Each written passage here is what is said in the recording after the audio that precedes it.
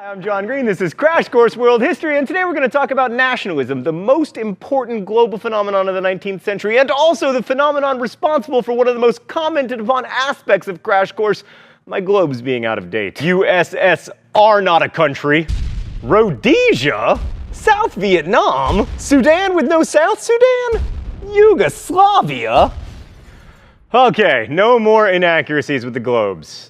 Oh, the little globes! This one doesn't know about Slovakia, this one has East Frek in Pakistan, and this one identifies Lithuania as part of Asia. Okay, no more globe inaccuracies. Actually, bring back my globes. I feel naked without them. So if you're into European history, you're probably somewhat familiar with nationalism and the names and countries associated with it. Bismarck in Germany, Mazzini and Garibaldi in Italy, and Mustafa Kemal, aka Ataturk, in Turkey. But nationalism was a global phenomenon, and it included a lot of people you may not associate with it, like Muhammad Ali in Egypt, and also this guy. Nationalism was seen in the British dominions as Canada, Australia, and New Zealand became federated states between 1860 and 1901. I would say independent states instead of federated states, but you guys still have a queen. It was also seen in the Balkans, where Greece gained its independence in 1832, and Christian principalities fought a war against the Ottomans in 1878. In India, where a political party, the Indian National Congress, was founded in 1885, and even in China, where nationalism ran up against a dynastic system that had lasted more than 2,000 years. And then, of course, there are these guys, who in many ways represent the worst of nationalism. The nationalism that tries to deny or eliminate difference in the efforts to create a homogeneous, mythologized, unitary polity. We'll get to them later, but it's helpful to bring them up now, just so we don't get too excited about nationalism. Okay, so before we launch into the history, let's define the modern nation-state. Definitions are slippery, but for our purposes, a nation-state involves a centralized government that can claim and exercise authority over a distinctive territory. That's the state part. It also involves a certain degree of linguistic and cultural homogeneity. That's the nation part. Mr. Green, by that definition, China was a nation-state by, like, probably the Han Dynasty. Dude, me from the past, you're getting smart. Yeah, it could be, and some historians argue that it was. Nationhood is really hard to define. Like in James Joyce's Ulysses, the character Bloom famously says that a nation is the same people living in the same place, but then he remembers the Irish and Jewish diasporas and adds, or also living in different places. But let's ignore diasporas for the moment and focus on territorially bounded groups with a common heritage. Same people, same place. So how do you become a nation? Well, some argue it's an organic process involving culturally similar people wanting to formalize their connections. Others argue that nationalism is constructed by governments, building a sense of patriotism through compulsory military service and statues of national heroes. Public education is often seen as part of this nationalizing project. Schools and textbooks allow countries to share their nationalizing narratives, which is why the once and possibly future independent nation of Texas issues textbooks literally whitewashing early American history. Still, other historians argue that nationalism was an outgrowth of urbanization and industrialization, since new urbanites were the most likely people to want to see themselves as part of a nation. For instance, Prague's population rose from 157,000 to 514,000 between 1850 and 1900, at the same time that the Czechs were beginning to see themselves as separate from the Austro-Hungarian Empire. Which is a cool idea, but it doesn't explain why other less industrialized places like India also saw a lot of nationalism. The actual business of nationalization involves creating bureaucracies, new systems of education, building a large military, and often using that military to fight other nation-states, since nations often construct themselves in opposition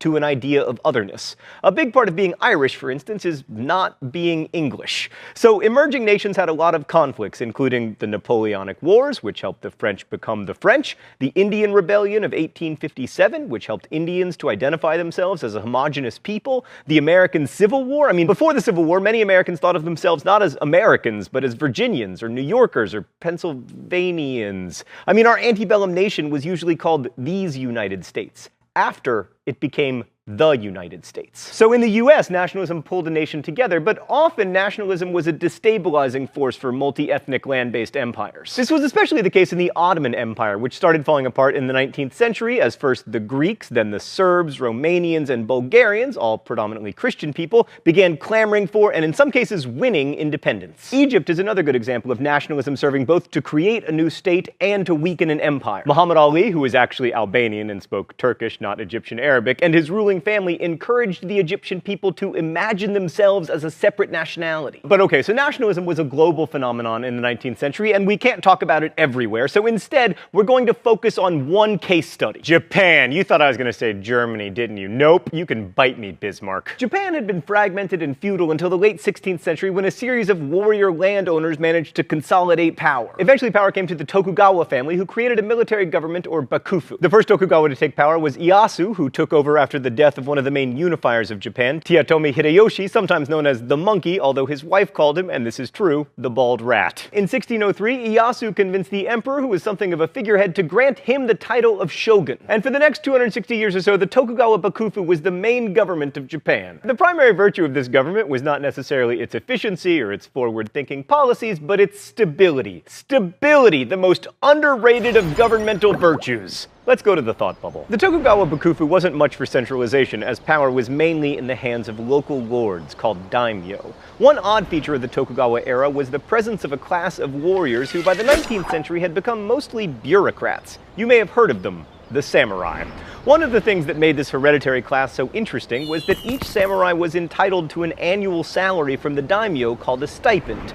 This privilege basically paid them off and assured that they didn't become restless warriors plaguing the countryside, that is, bandits. We tend to think of samurai as noble and honorable, but urban samurai, according to Andrew Gordon's book A Modern History of Japan, were a rough and tumble lot. Samurai gang wars, a West Side Story, and the shadows of Edo Castle were frequent in the early 1600s. And you still say that history books are boring. As with kings and lesser nobles anywhere, the central bakufu had trouble controlling the more powerful daimyo, who were able to build up their own strength because of their control over local resources. This poor control also made it really difficult to collect taxes, so the Tokugawa were already a bit on the ropes when two foreign events rocked Japan. First was China's humiliating defeat in the Opium Wars, after which Western nations forced China to give Europeans special trade privileges. It was a wake-up call to see the dominant power in the region so humbled, but even worse for the Tokugawa was the arrival of Matthew Perry. No, thought bubble, Matthew Perry. Yes, that one. The Tokugawa are somewhat famous for their not-so-friendly policy toward foreigners, especially Western Christian ones, for whom the penalty for stepping foot on Japanese soil was death. The Tokugawa saw Christianity in much the same way that the Romans had, as an unsettling threat to stability. And in the case of Matthew Perry, they had reason to be worried. Thanks, Thought Bubble. So the American naval commodore arrived in Japan in 1853 with a flotilla of ships and a determination to open Japan's markets. Just the threat of American steam-powered warships was enough to convince the bakufu to sign some humiliating trade treaties that weren't unlike the ones that China had signed after losing the Opium Wars. And this only further motivated the daimyo and the samurai, who were ready to give the Tokugawa the boot. Within a few years, they would. So what does this have to do with nationalism? Well, plenty. First off, even though the Americans and the Japanese didn't go to war yet, the perceived threat provided an impetus for Japan to start thinking about itself differently. It also resulted in the Japanese being convinced that if they wanted to maintain their independence, they would have to reconstitute their country as a modern nation-state. This looks a lot like what was happening in Egypt or even in Germany, with external pressures leading to calls for greater national consolidation. So the Tokugawa didn't give up without a fight, but the civil war between the stronger daimyo and the bakufu eventually led to the end of the shogunate. And in 1868, the rebels got the newly enthroned Emperor Meiji to abolish the bakufu and proclaim a restoration of the imperial throne. Now, the emperor didn't have much real power, but he became a symbolic figure, a representative of a mythical past around whom modernizers could build a sense of national pride. And in place of bakufu, Japan created one of the most modern nation-states in the world. After some trial and error, the Meiji leaders created a European-style cabinet system of government with a prime minister, and in 1889 promulgated a constitution that even contained a deliberative assembly, the Diet, although the cabinet ministers weren't responsible to it. Samurai were incorporated into this system as bureaucrats, and their stipends were gradually taken away, and soon the Japanese government developed into like something of a meritocracy. Japan also created a new conscript army. Beginning in 1873, all Japanese men were required to spend 3 years in the military. The program was initially very unpopular. There were more than a dozen riots in 1873 and 1874 in which crowds attacked military registration centers, but eventually serving in the army created a patriotic spirit and a loyalty to the Japanese emperor. The Meiji leaders also instituted compulsory education in 1872, requiring both boys and girls to attend 4 years of elementary school. Oh, it's time for the open letter? An open letter to public education. But first, let's see what's in the secret compartment today. Oh, it's a graduation hat.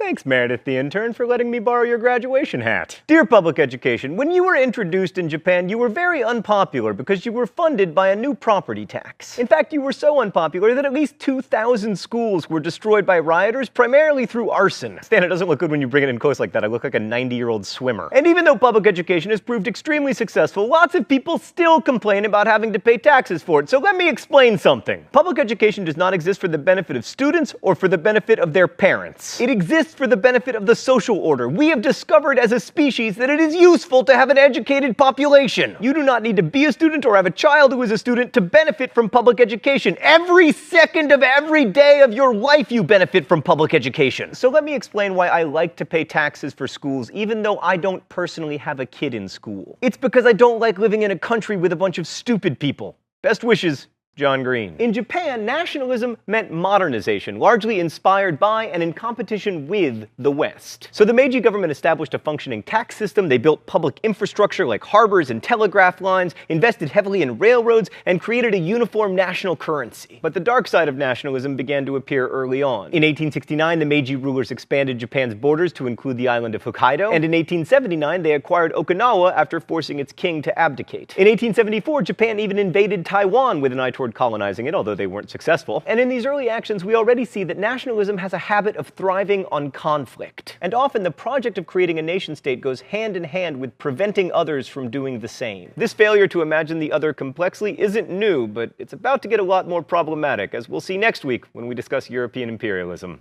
Thanks for watching.